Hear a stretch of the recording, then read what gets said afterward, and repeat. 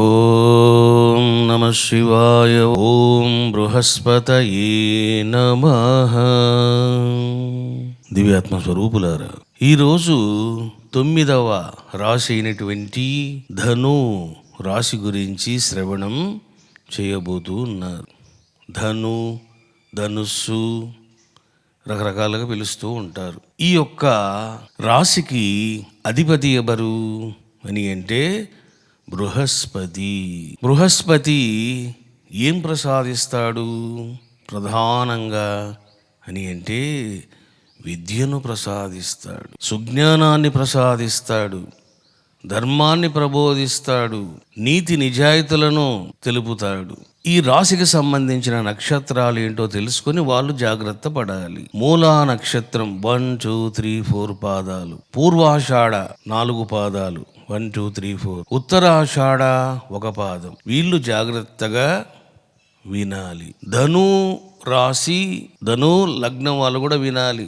కొంతమందికి రాశి ధనస్సు ఉండదు కానీ లగ్నం ఉంటుంది. వీళ్ళు కూడా జాగ్రత్తగా వినాలి. ఎందుకు? వీళ్ళకు కూడా అదే రిజల్ట్స్, ఫలములు, అనుభవాలు ఉంటాయి. ఈ యొక్క ధను రాశికి అనుకూల గ్రహాలు ఏమిటి అని అంటే బృహస్పతి అధిపతి, సూర్యుడు మిత్రపక్షం, చంద్రుడు మిత్రపక్షం. బృహస్పతి, సూర్యుడు, చంద్రుడు వీళ్ళంతా చాలా అనుకూలంగా ప్రతికూల ఫలాలను ఇవ్వకుండా మంచి ఫలాలను ఇస్తారు. ఇక ఈ రాశికి ప్రతికూల గ్రహాలు ఏమిటో తెలుసుకోవాలి. శుక్రుడు, శని వీళ్ళు ప్రతికూల గ్రహాలుగా ఉంటారు.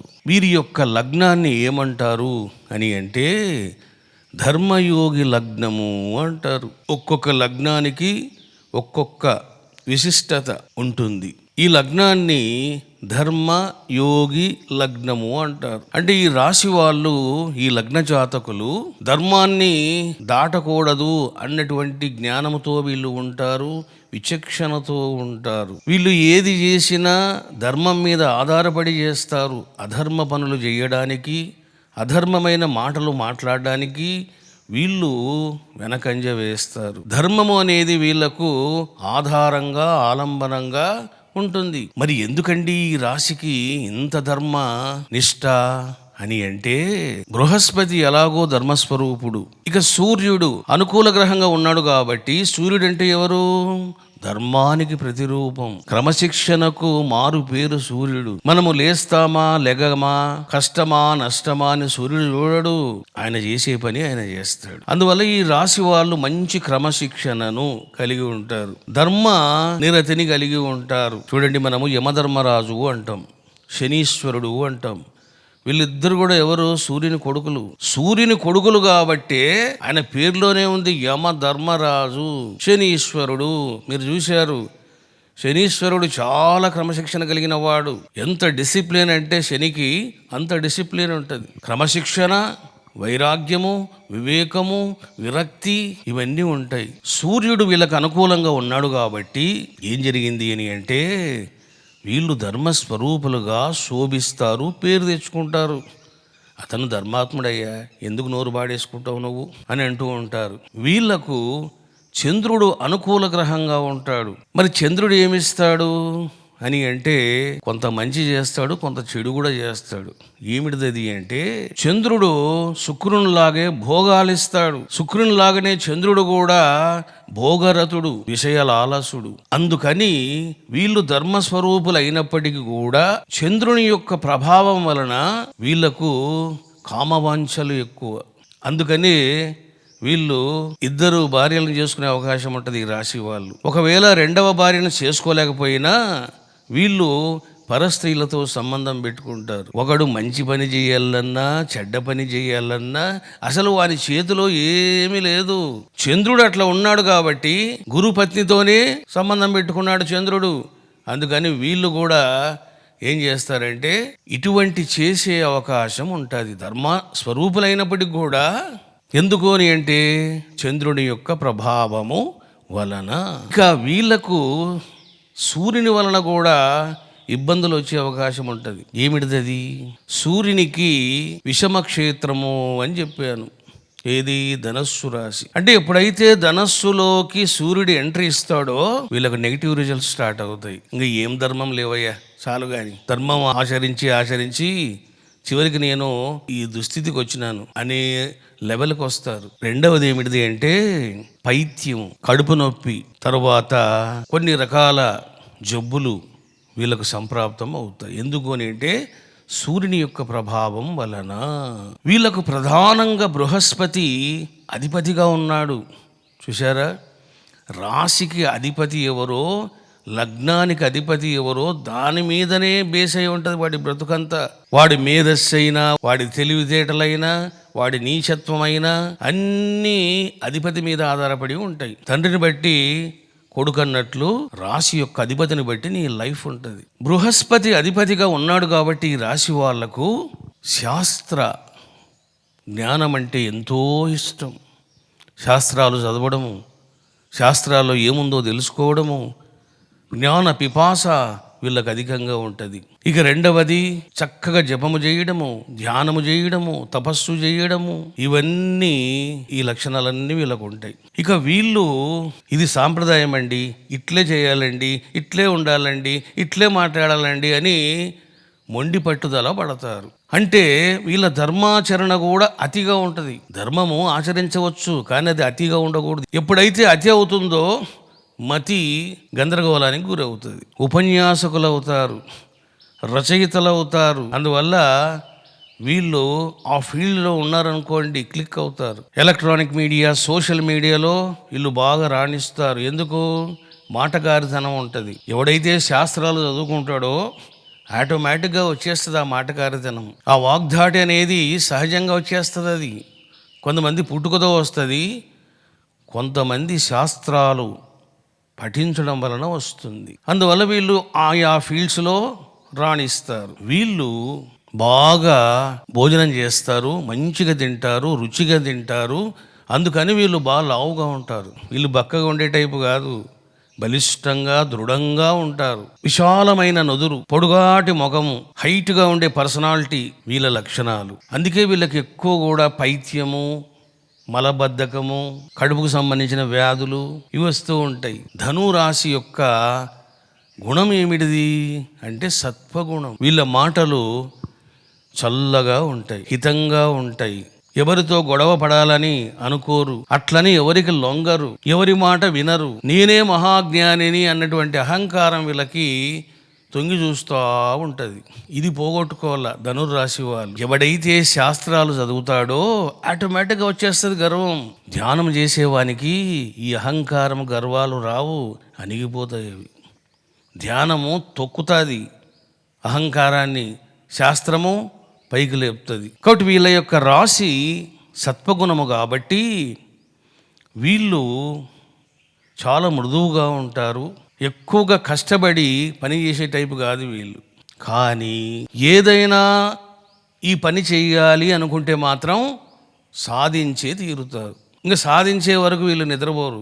అటువంటి పట్టుదల, మొండితనము వీళ్ళకు ఉంటుంది. ఇక వీళ్ళ ఆలోచనలు కూడా ఎలా ఉంటాయంటే ఉన్నతంగా ఉంటాయి. ఈ రాశి వాళ్ళకు బ్రహ్మజ్ఞానం పొందాలి, కుండలిని జాగృతి పొందాలి, నేను ఆస్ట్రల్ ట్రావెల్ చేయాలి, సిద్ధత్వం పొందాలి, ఇటువంటి ఆలోచనలు ఉంటాయి వీళ్ళకి. అంతేగాని నేను ఇల్లు కట్టుకోవాలి, నేను ఊరేగాలి, ఇటువంటి వీళ్ళకు ఉండవు. వీళ్ళకు పుట్టుకతోనే వైరాగ్యం ఉంటుంది. అది ఎందుకంటే బృహస్పతి కూడా వైరాగ్య పురుషుడు, విరక్తి స్వరూపుడు బృహస్పతి. అందుకని వీళ్ళకు వైరాగ్యం ఉండడం వలన, విరక్తి గుణం ఉండడం వలన బాధ్యతలను సరిగా పట్టించుకోరు. నేను ఎంత చేయాలో అంత చేశానయ్యా, నా వల్ల కాదయ్యా అంటారు. మాట ఇస్తారు కానీ ఆ మాట మీద వీళ్ళు నిలబడలేరు, మర్చిపోతారు కూడా. కాబట్టి వీళ్ళ యొక్క గుణము సత్వగుణము. సత్వగుణ స్వరూపులైనప్పటికీ కూడా వీళ్ళు ముక్కుసూటిగా మాట్లాడతారు, నిర్మోహమాటంగా మాట్లాడతారు, ఉన్నది ఉన్నట్లు మాట్లాడతారు. దీనివల్లనే వీళ్ళకు అనేక ప్రాబ్లమ్స్ వస్తాయి. కాబట్టి ధనుర్రాశి వాళ్ళు తెలుసుకోండి, మాట జాగ్రత్తగా ఆచి తూచి మాట్లాడండి. టక టక టక టక మాటలు ఇవ్వడము, ఆ మాటలు మరిచిపోవడము చేస్తే ఏమవుతుందంటే అపకీర్తి కలుగుతుంది. ఉన్నది ఉన్నట్లు మాట్లాడవలసిన అవసరం లేదు. మాట ఎప్పుడు కూడా హితంగా ఉండాలి, మితంగా ఉండాలి, ప్రియంగా ఉండాలి. మనసు నొచ్చుకునే విధంగా మాట్లాడవద్దు. ఈ రాశి వాళ్ళు బాగా తెలుసుకోవాలి. వీళ్ళ యొక్క తత్వం ఏమిటిది అంటే అగ్నితత్వం. సూర్యుడు అగ్నితత్వ స్వరూపుడు, చూశారా? అందువలన మీరు ఎట్లుంటారంటే నిప్పులాగా ఉంటారు. కరెక్ట్ కనుక గ్రహాలు ఉన్నాయా, ధర్మము పాటించే తీరాలి, అధర్మంగా నేను ఆ పని చెయ్యను, నా ప్రాణం పోతే పోని అని అంటారే కానీ భయపడరు, బెదిరింపులకు లొంగరు. ఒకవేళ గనక వీళ్ళ గ్రహాలు ప్రతికూలంగా ఉన్నాయనుకోండి, భయపడతారు. భయపడిపోయి సరేనండి మీరు పెద్దవాళ్ళు, మేము ఏం చేస్తాం అలాగే అంటారు. అంటే కాంప్రమైజ్ అవుతారు. స్ట్రాంగ్ ఉన్నారనుకోండి గ్రహాలు, ఎవ్వడి మాట ఇంక వినరు, ఎదిరిస్తారు, ప్రతిఘటిస్తారు. ఎందుకని అంటే వీళ్ళ యొక్క తత్వము అగ్నితత్వం.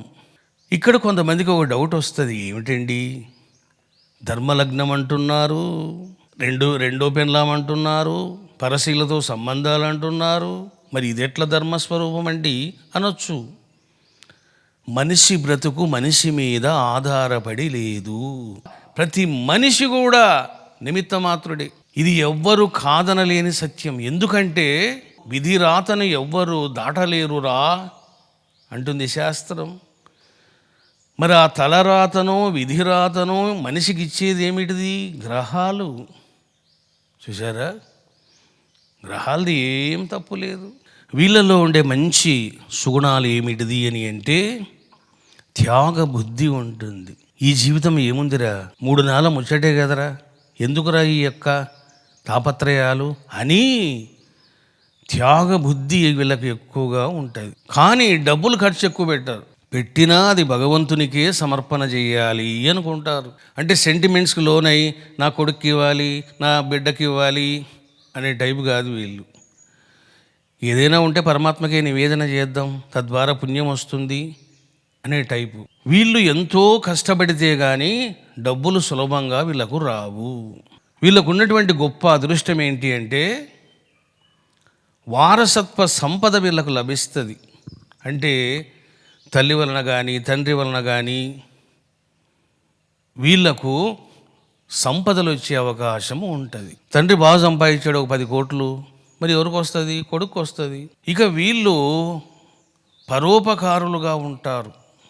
అంటే ఎవరికి అపకారం చేద్దామనే టైపు కాదు, వీళ్ళు పరోపకార స్వభావాన్ని కలిగి ఉంటారు. వీడు మంచివాడు ధర్మాత్ముడు అనుకుంటే చాలా మృదువుగా మాట్లాడతారు.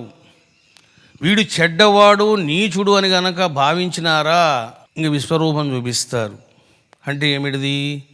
వీళ్లకు కోపం వెంటనే వస్తుంది, చాలా ఉద్రేకంగా ఆవేశంగా మాట్లాడతారు. వీళ్ళ యొక్క గొప్పతనాన్ని లోకం గుర్తిస్తుందే కానీ వీళ్ళ యొక్క గొప్పతనాన్ని కుటుంబ సభ్యులు గ్రహించలేరు. వీళ్లకు జంతువులు అంటే చాలా కారుణ్యం, ప్రేమ.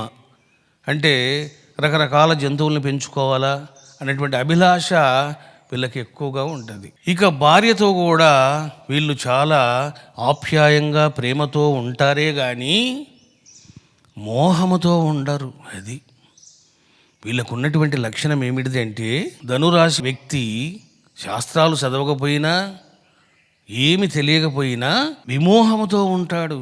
చూశారా బాబు, ఏమిటి క్వాలిటీస్ ఎట్లా వస్తున్నాయి ఇవి? అంత గ్రహ ప్రభావమే. అంటే భార్యతో ప్రేమతోనే ఉంటాడు, మంచిగానే ఉంటాడు, అంతేగాని ఇంకా నువ్వే నా ప్రాణం, నువ్వే నా సర్వస్వం, ఇటువంటి డైలాగులు ఉండవు. ఇక వీళ్ళ యొక్క రాశి ఏమిటిది? ఇది మెయిన్ డిఫెక్ట్ వీళ్ళకు. వీళ్ళ యొక్క రాశి ఎలాంటి స్వభావం కలిగి ఉంటుందంటే ఇది ఉభయ రాశి, ఇది స్వభావ రాశి.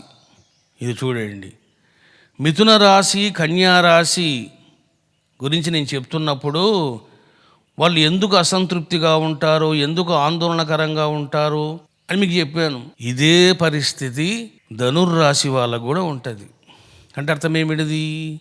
వీళ్ళది ఉభయ స్వభావం, ఒక స్వభావం కాదు వీళ్ళది, ఉభయ స్వభావము. ఏ గ్రహాలు పనిచేస్తుంటే ఆ విధంగా వీళ్ళు పనిచేస్తూ ఉంటారు. వీళ్ళు ఎన్ని శాస్త్రాలు చదువుకున్నా ఏదో ఒక వేదనతో ఉంటారు. ఏమిటిది కారణం అని అంటే దుస్వభావ ప్రభావము.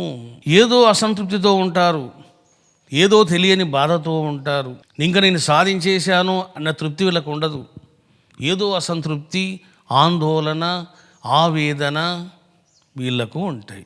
ఈ దుస్వభావము వల్లనే ఏమవుతుందంటే వీళ్ళకు స్థిరమైనటువంటి ఆలోచనలు ఉండవు. ఇంకా ఈ ధనుర్లగ్నం వాళ్ళైతే గంటకు మారిపోతూ ఉంటారు.